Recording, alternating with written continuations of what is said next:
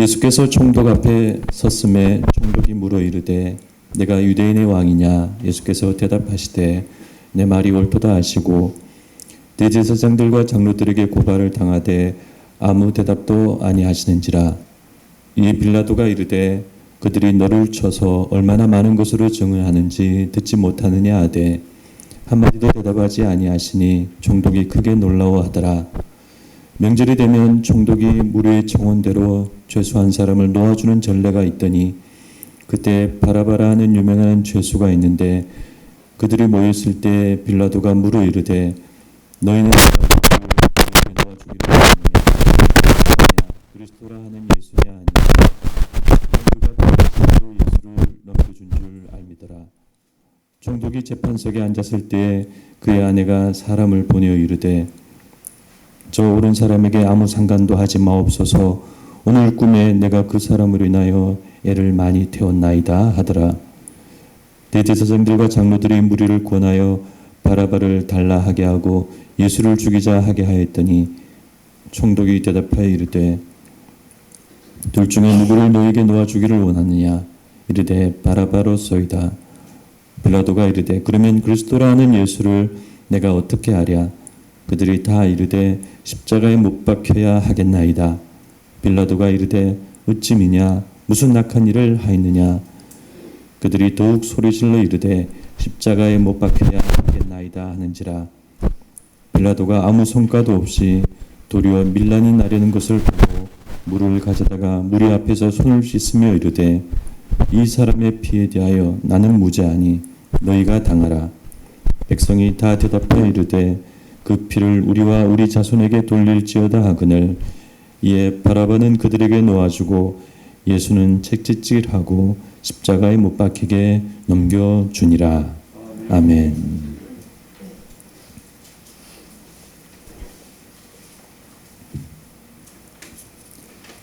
오늘 이 말씀을 가지고 빌라도의 재판이라는 제목으로 말씀을 나누고자 합니다.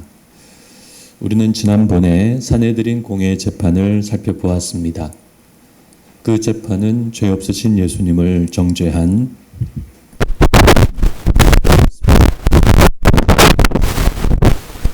유죄신문을 하고 신성모독으로 정죄하고, 그러나 예수님은 그들의 정죄를 개의치 않으시고 오히려 그들을 심판하셨습니다. 이후에 인자가 권능의 우편에 앉아 있는 것과 하늘 구름을 타고 오는 것을 너희가 보리라. 예수님의 이 심판의 말씀은 오래지 않아 예루살렘에 비극적으로 임하게 됩니다. 예수님을 정죄한 대제사장과 장로들은 이제 예수님을 빌라도 재판에 회부시키려고 언언합니다. 27절 1, 2절 말씀이 그 내용을 말하고 있습니다. 새벽에 모든 대제사장과 백성의 장로들이 예수를 죽이려고 함께 언언하고, 여기서 무엇을 언언하는가? 그들은 현재 로마의 지배하에 있기 때문에 예수님을 처형할 권한이 없었습니다. 그래서 그들은 빌라도의 손으로 예수를 처형해야 하죠. 그런데 신성모독죄로는 빌라도의 사형을 받아낼 수 없었습니다. 그래서 그들은 빌라도가 사형을 내릴 수 있도록 예수님의 죄목을 추가하고 조정하는 언언을 하였습니다. 그리하여서 그들은 최종적으로 예수님의 죄목을 3가지로 만들었습니다. 이 내용은 누가복음이 구체적으로 말씀하고 있습니다. 무리가 다 일어나 예수를 빌라도에게 끌고 가서 고발하여 이르되 우리가 이 사람을 보매 첫째 우리 백성을 미혹하고 둘째 가이사에게 세금 바치는 것을 금하며 셋째 자칭 왕 그리스도라 하더이다 하니. 이 3가지 예수님의 제목은 다 사실이 아니지만, 그러나 그들은 빌라도가 사형 판결을 쉽게 내릴 수 있도록 이렇게 예수님의 제목을 많이 준비했습니다. 이와 같은 모습은 오늘날에도 마찬가지입니다. 오늘날에도 정치적인 잘못된 재판은 죄를 만들고 나열하고 부풀립니다. 반대로 죄를 감추고 불기소하고 무혐의 처분하는 그런 재판도 있습니다. 불의한 재판의 문제는 모든 시대마다 존재하고 오늘날에도 여전합니다. 우리는 우리가 사랑하는 예수님이 인간의 불의한 재판을 통해 정죄되셨음을 기억하고 이러한 불의한 재판에 반대하는 그리스도인이 되어야 하겠습니다. 이렇게 그들은 예수님의 죄목을 준비하고 자기 사람들을 많이 동원해서 새벽에 빌라도에게 찾아갔습니다. 빌라도는 당시 성전 옆에 지어진 큰 안토니오스 요새에 있었습니다. 요한복음을 보면 이때 그들은 빌라도 총독이 있는 그 건물 안으로 들어가지 않고 예수님만 그 안으로 들여보내 그 관정에 있게 하고 자신들은 입구에서 빌라도를 만납니다.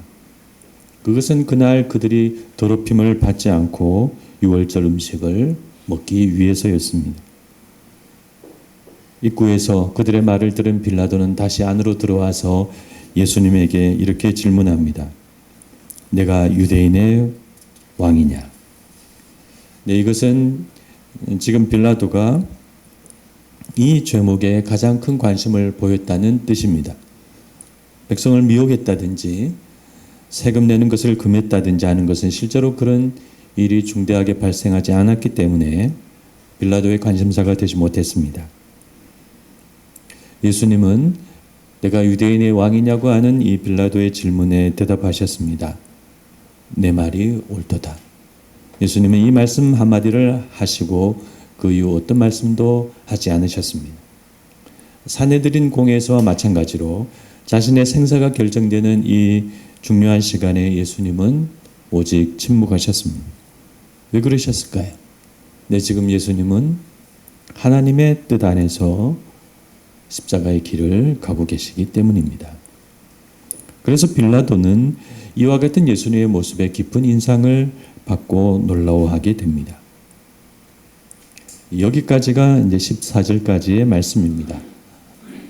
이후 오늘 말씀은 빌라도가 예수님의 죄를 확정하지 못했지만 결국 대제사장과 장로들과 군중들의 압박으로 십자가 처형을 철학하는 것을 말씀하고 있습니다. 그러면서 오늘 말씀은 이 빌라도 재판에 있어서 누가 과연 예수님의 죽음에 가장 큰 책임이 있는가를 말씀하고 있습니다. 이 재판에서는 세 부류의 사람이 관여합니다. 빌라도, 예루살렘 군중들, 대제사장과 장로들. 여기에서 누가 예수님의 죽음에 가장 큰 책임을 져야 할까요? 그래서 오늘 설교는 이 내용을 살펴보면서 우리가 교훈을 얻고자 합니다. 먼저 빌라도를 살펴보기를 원합니다.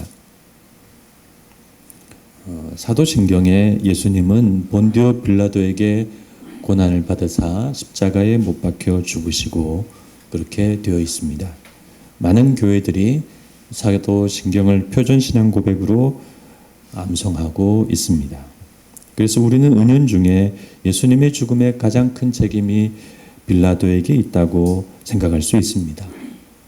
이런 점에서 우리가 사도신경 자체에 대해서 간단히 한번 살펴보는 것이 좋을 것 같습니다. 사도신경은 5세기에 만들어진 오래된 좋은 신앙 고백이긴 하지만 나름의 한계와 시대적인 오류를 가지고 있습니다. 우리 한글 번역도 좀 미흡합니다. 그래서 여러 작은 부분은 그렇다 치더라도 무엇보다 성도가 서로 교통하는 것을 믿는다는 내용엔 분명한 문제가 있습니다. 성도가 서로 교통하는 것, 되게 많은 분들은 이것을 성도가 서로 교제하는 것을 말한다고 생각합니다. 그런데 그렇다면 그것을 왜 믿어야 할까요? 왜 그것을 믿습니다라고 고백할까요? 성도들은 서로 아름답게 교제하면 되는데 왜 그것을 믿는다고 이제 고백하는 것일까요? 네, 사실 이것은 성인들의 통공을 믿는다는 말입니다. 가톨릭 교회 사도신경은 그렇게 되어 있습니다. 그런데 우리 개신교에서는 그렇게 하기 어렵기 때문에 그 내용을 수정한 것입니다. 그러면 본래 표현인 성인들의 통공을 믿는다는 말은 그럼 무슨 말일까요? 우선 여기에서 말하는 성인은 성도가 아니라 가톨릭 교회가 성인으로 추대한 죽은 성인들을 말합니다. 가톨릭 교회는 그 죽은 성인들의 통공, 즉 공로를 나누어 주는 것, 그것을 믿는다고 고백하는 것입니다. 이것은 죽은 성인들의 존재를 인정하고 그들의 역할을 높이는 내용입니다. 죽은 성인들을 가톨릭 교회가 이렇게 높이고 있는 이유는 사도신경이 만들어질 당시 즉 5세기경에 사람들의 믿음이 그런 시대적인 틀을 가지고 있었기 때문입니다. 네. 뭐 이신도 믿고 조신도 믿고 그렇게 많은 신들을 믿고 있었기 때문에 또 그런 사람들의 어떤 민간신앙이라 할까요? 그런 것을 교회가 무시할 수 없었기 때문에 그것을 다 이렇게 받아들인 것입니다. 교회 안으로. 그러나 이것은 지금으로선 맞지 않고 무엇보다도 성경에 없는 내용입니다. 그래서 우리 개신교회는 받아들일 수가 없고 그래서 그 문구를 수정한 것입니다. 그런데 수정해 놓고 보니까 성도의 교제를 믿는다는 이상한 내용이 된 것입니다. 그러므로 우리는 이 사도신경을 본래 사도들이 만든 것도 아니고 그래서 사도들이 만든 어떤 표준 신앙 고백으로 생각하기보다는 역사적인 신앙 고백의 하나로 이해하고 우리가 잘 참고하는 선에서 생각하면 되겠습니다. 그래서 본디오 빌라도에 대한 사도신경의 언급도 이 의미를 너무 크게 생각하지 않는 것이 좋습니다. 그런데 이것은 사실 번역의 문제이기도 합니다. 정확히 번역하면 본디오 빌라도 아래에서 고난을 받으사입니다. 즉 그의 치하에서 십자가 고난을 받았다는 역사적인 내용을 말하는 것이지 예수님의 죽음의 책임이 직접적으로 빌라도에게 있다는 내용은 아닙니다. 사실 그렇습니다. 오늘 성경 말씀을 우리가 읽어봐도 빌라도는 자신의 사전 정보와 대제사장과 장로들의 고발과 예수님에 대한 신문을 통해서 예수님에게 죄가 없다는 것을 자기 나름으로 판단하고 있습니다. 빌라도가 정치적인 인물이고 악한 인물이고 하나님을 모르는 인물이긴 하지만 예수님의 재판에 있어서 판단 자체를 잘못하고 있는 것은 아닙니다. 빌라도는 예수가 누구이고 왜 대제사장과 장로들이 그를 죽이려고 하는지 알고 있었습니다. 오늘 말씀에서 보면 빌라도는 예수님을 그리스도라고 부르죠. 17절에 빌라도는 이렇게 말합니다. 너희는 내가 누구를 너희에게 놓아주기를 원하느냐? 바라바라 하는 예수냐? 그리스도라 하는 예수냐? 네, 사실 바라바의 이름도 예수입니다. 바르 아빠나라는 말은 사실 아버지의 아들이라는 말입니다. 그래서 아버지의 아들 예수. 본래 바라바의 이름이 그렇습니다. 그런데 이 이름이 예수님의 이름과 혼동되기 때문에 후대 사본으로 가면서 바라바 예수를 그냥 바라바라고 그렇게 말하게 되었습니다. 그런 점에서 빌라도는 예수가 왕이라는 말이 일반적인 왕을 의미한다는 것이 아니라는 것을 알고 있었습니다. 그렇다면 예수님은 반역죄도 아니고 당연히 십자가형을 선고할 이유도 없습니다. 무엇보다 빌라도는 대제사장과 장로들이 왜 그를 죽이려고 하는지 잘 알고 있었습니다. 18절을 보면 이는 그가 그들의 시기로 예수를 넘겨준 줄 알미더라. 여기서 이 시기라는 말이 좀 이상하죠. 근데 당시 의미는 오늘날의 의미와 달랐습니다. 이것은 그 사람을 미워하고 적대시한다는 사회 정치적인 의미입니다.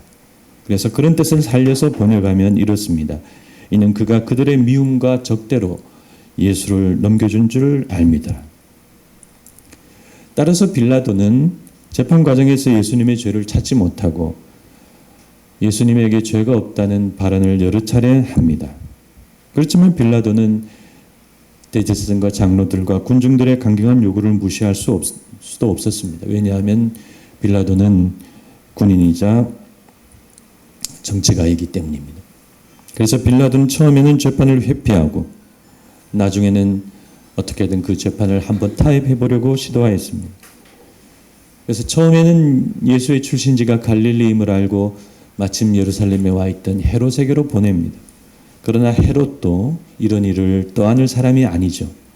예수님을 희롱하기만 하고 다시 돌려보냅니다. 그래서 빌라도는 이후 재판을 타협하려고 시도합니다. 바라바니 하는 예수냐 아니면은 그냥 그리스도라고 하는 예수냐 너희가 이 중에서 택하라.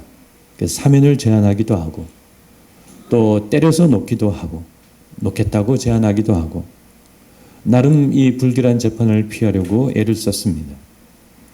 그러나 예수님은 아무 말이 없고 군중들은 점점 소란을 일으키고 그러는 가운데 결정적으로 군중 속에서 이런 외침이 터져 나왔습니다. 이 사람을 놓으면 가이사의 충신이 아니니이다. 무릇 자기를 왕이라고 하는 자는 가이사를 반역하는 것이니이다. 네, 이것은 아무리 총독 빌라도라도 무시할 수 없는 말이죠. 그래서 결국 빌라도는 예수님을 십자가에 처형하도록 허락하게 됩니다. 그러므로 우리는 예수님의 죽음에 있어서 빌라도에게 어떤 책임이 있는지 바르게 알아야 합니다. 그의 잘못은 그가 정치적인 최종 판결을 했다는 점입니다. 그것은 악하고 잘못된 것이죠. 그러나 그는 하나님을 모르는 사람이고 정치인이고 정치적인 인물이기 때문에 그렇게 판결한 것입니다. 그래서 우리는 예수님의 십자가 죽음에 있어서 최종적인 책임이 빌라도에게 있다고 생각하기보다는 그는 그런 사람이기에 그런 판결을 내렸다 정도로 이해하면 되겠습니다. 그러면 우리는 여기서 이 빌라도의 모습에서 어떤 것을 우리가 생각해야 할까요? 네, 바로 빌라도의 정치적인 모습입니다. 옳고 그름을 생각하지 않는 불의한 타협적인 그 행위, 우리가 그것을 생각해야 합니다. 오늘날 우리 현실을 보면 이런 빌라도와 같은 사람들이 너무 많습니다. 옳고 그름을 넘어서 항상 정치적인 판단과 선택을 합니다. 옳고 그런 것을 보려는 마음도 없고 의지도 없습니다. 모든 것을 자신에게 유리한 대로 생각하고 판단합니다. 여러분, 한 사람이 그런 생활을 계속하면 어떻게 될까요? 옳고 그름에서 멀어지겠죠? 계속 멀어지겠죠? 그러면 그 사람의 영혼은 옳고 그름이 아무 의미가 없는 자리로 멀리 가게 될 것입니다. 옳고 그름이 의미가 없고 사실과 진실이 의미가 없는 자리, 그곳은 어디일까요? 근데 그곳은 하나님이 계시지 않는 곳입니다. 지난주 우리는 가룟 유다를 보면서 너무 멀리 가지 말아야 한다는 진리를 배웠습니다. 그렇습니다. 우리는 너무 멀리 가지 말아야 합니다. 우리는 죄인이지만 너무 멀리 가서는 안 됩니다.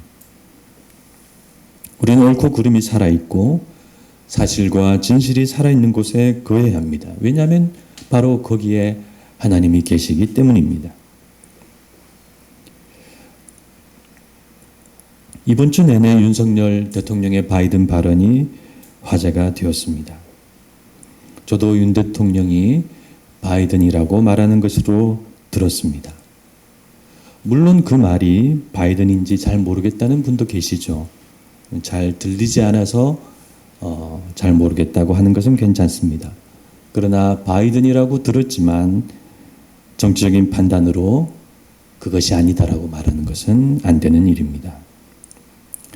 이 마지막 때에 정치인이든 일반인이든 사실을 부인하고 매사에 정치적으로 이렇게 살아가는 사람들이 너무 많습니다. 그것은 종말에 뚜렷한 한 모습이기도 합니다. 그러나 우리 그리스도인으로서 우리가 깨어있는다는 것은 그럴 때, 세상이 그럴 때 우리가 그렇지 않게 살아가는 것입니다. 예수님께서는 우리 제자들에게 제자의 언어 생활을 가르쳐 주셨습니다. 오직 너희 말은 옳다, 옳다, 아니라, 아니라 하라. 이에서 지나는 것은 다 악으로부터 나느니라.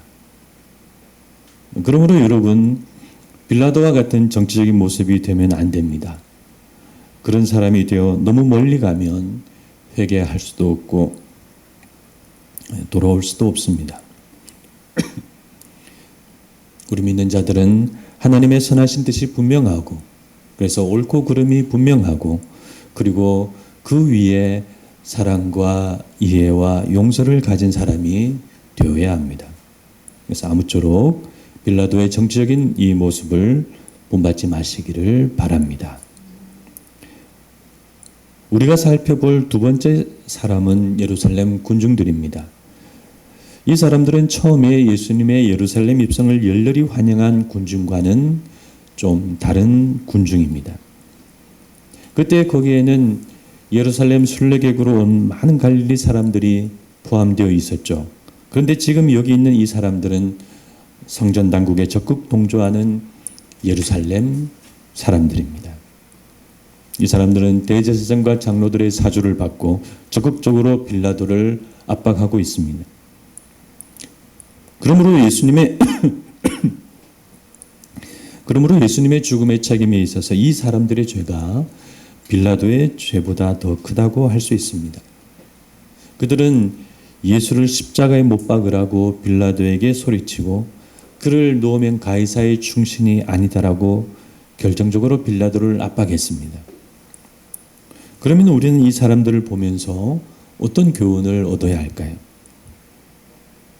네, 여러분과 저는 이 사람들 속에 있을 때 이 사람들과 똑같은 군중입니다. 네, 사람들 속에 있을 때 여러분과 저는 다 똑같은 군중입니다. 그런 점에서 우리에게도 살아가는 동안에 이런 순간이 올지 모릅니다. 누군가 그때의 대제사장과 장로들처럼 우리를 선동하여서 잘못된 것을 하라고 할지 모릅니다. 그러므로 여러분, 우리는 한 사람의 군중이지만 선동을 당하는 군중이 되어서는 안 됩니다.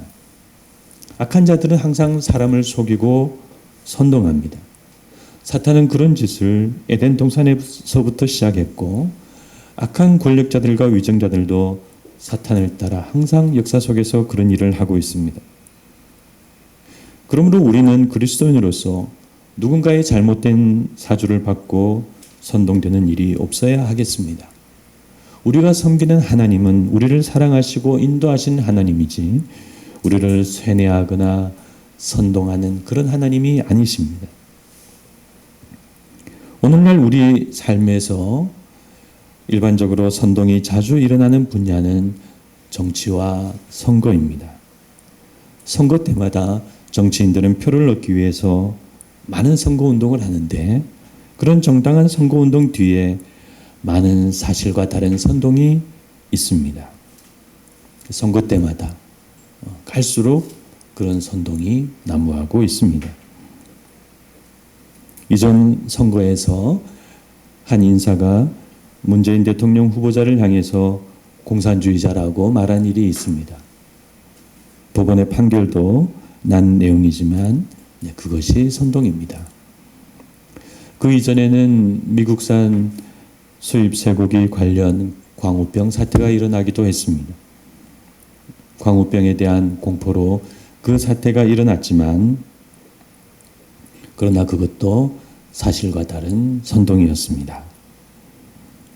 그러므로 여러분들은 여러분들이 지지하는 정치인과 정당을 무분별하게 지지하지 마시고 잘 분별하시기를 바랍니다. 잘 분별하기 위해서는 전체를 봐야 합니다. 우리는 다 죄인이고 잘못이 있고 흠이 있습니다. 작은 것들에 대해서 집중하면 전체를 보지 못하고, 그러면 우리가 분별을 잘 하지 못할 수가 있습니다. 사기꾼은 한마디 한마디는 다 맞을 수 있어요. 그러나 사기꾼의 전체적인 모습을 보고 우리가 속지 말아야 하는 것입니다. 이렇게 우리가 분별하는 한 사람이 될 때 휩쓸리거나 선동을 당하지 않게 됩니다. 오늘 말씀에서 선동을 당한 예루살렘 군중들은 급기야 스스로 이런 말을 했습니다. 백성이 다 대답하여 이르되 그 피를 우리와 우리 자손에게 돌릴지어다. 이것이 얼마나 무서운 말인지, 그대로 그렇게 되었습니다. AD 70년 로마군에 포위된 예루살렘에서 그들은 한 사람도 성을 빠져나가지 못하고 비참한 최후를 맞았습니다. 여러분, 성경 말씀은 우리 믿는 자들에게 군중의 한 사람이 되라고 말씀하지 않으십니다. 하나님의 뜻을 아는 깨어있는 한 사람이 되라고 말씀하십니다. 백성 단위로 말씀하시는 것은 구약시대입니다. 그러나 신약시대에 오면 하나님은 보다 더 믿는 자 한 사람 한 사람에게 말씀하시고 권면하십니다.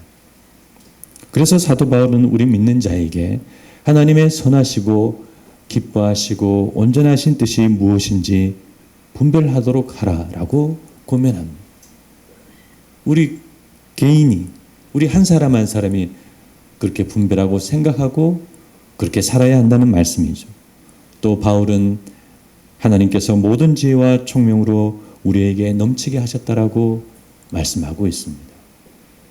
그러므로 여러분, 무분별한 군중이 되지 마시고 깨어있는 한 사람이 되시기를 바랍니다. 교회 안에서뿐만이 아니라 우리가 사회 속에서, 세상 속에서 그렇게 우리가 살아야 하겠습니다. 하나님은 우리를 그리스도 예수 안에서 그런 한 사람으로 인도하고 계십니다. 오늘 말씀을 통해 제가 이와 같은 권면을 드리는 이유는 지금 우리 교회 안에는 분별하는 한 사람의 신자보다는 분별하지 못하는 군중이 더 많기 때문입니다. 지금까지 한국교회는 열심히 전도하고 교회를 세웠지만 하나님의 뜻을 분별하는 성숙한 신자들을 만들지 못하고 그저 교회 안에 하나님을 믿는 군중들을 많이 만든 것이 아닌가. 그래서 선거라든지 사회 현안이라든지 이런 일이 생길 때마다 교회와 그리스도인들은 많이 우왕좌왕하고 있습니다. 아무쪼록 우리 성도님들은 오늘 말씀의 이 예루살렘 군중들을 반면교사 삼으심으로 껴있는 한 사람이 되시기를 축원합니다. 마지막으로 빌라도 재판에 있어서 예수님의 십자가의 가장 큰 책임은 바로 대제사장과 장로들에 있습니다.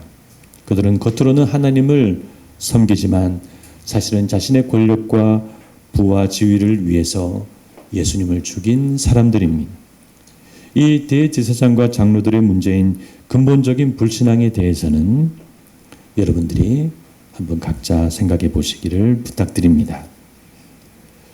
말씀을 맺고자 합니다. 빌라도 재판은 결국 예수님의 십자가 처형을 결정했습니다. 우리는 이 불의한 재판을 보면서 여기에 관여하고 있는 빌라도와 예루살렘 군중들과 대제사장과 장로들을 보아야 합니다. 우리는 빌라도의 정치적인 모습을 기억하고 군중들의 무분별한 선동당하는 모습을 기억하고 대제사장과 장로들의 근본적인 불신앙의 모습을 기억해야 하겠습니다. 아무쪼록 하나님께서 우리에게 우리 삶에서 진실을 따르는 힘과 동시에 진실을 분별할 수 있는 힘을 주시기를 간절히 축원합니다. 네, 기도하시겠습니다.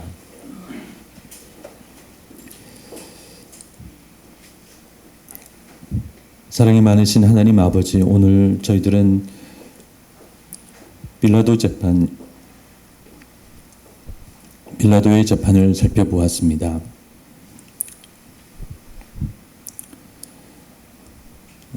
빌라도와 또 예루살렘 군중들과 또 대제사장과 장로들, 하나님 이 세 부류의 사람을 우리가 각자 나누어 살펴보게 하여 주시옵시고 그들의 잘못된 모습을 신앙적으로 발견하는 저희들이 되게 하여 주시옵소서. 하나님, 빌라도처럼 정치적으로 살아가는 사람들이 세상 속에 많이 있습니다. 하나님, 저희는 믿는 신자로서 그런 모습이 되지 않게 하여 주시옵시고 하나님의 뜻과 하나님의 올바른 뜻 안에 거하며 옳고 그름이 분명한 사람이 되게 하여 주시옵소서. 매사를 정치적으로 판단하고 나 자신에게 유리하게 결정하고 선택하는 사람이 되지 않게 하여 주시옵시고 하나님의 뜻이 무엇인지 무엇이 옳은 것인지 잘 생각하는 저희들이 될 수 있도록 항상 인도하여 주시옵소서. 또한 군중들을 보면서 쉽게 선동당하는 그런 모습 저희들 안에 있지 않게 하여 주시옵시고 우리를 깨우치시고 우리들에게 하늘의 총명과 지혜를 주시는 하나님의 뜻을 알고 하나님의 선하신 그 뜻을 분별하며 살아가는 저희들이 될 수 있도록 인도하여 주시옵소서. 하나님, 그래서 이 어려운 세상, 이 어두운 세상 속에서 우리 신앙과 우리 삶이 따로 놀지 않게 하여 주시옵시고 우리의 신앙이 우리의 삶과 하나가 되는 그런 삶을 살아가는 저희들이 될 수 있도록 인도하여 주시옵소서. 지금은 우리 주 예수 그리스도의 크신 은혜와 하나님 아버지의 무한하신 사랑과 성령님의 감화 감동 교통하심이 이 세상 속에서 하나님의 말씀과 진리를 따라 살아가기를 원하는 여기 있는 모든 분들 머리 위에 지금부터 영원토록 함께 있을지어다. 아멘.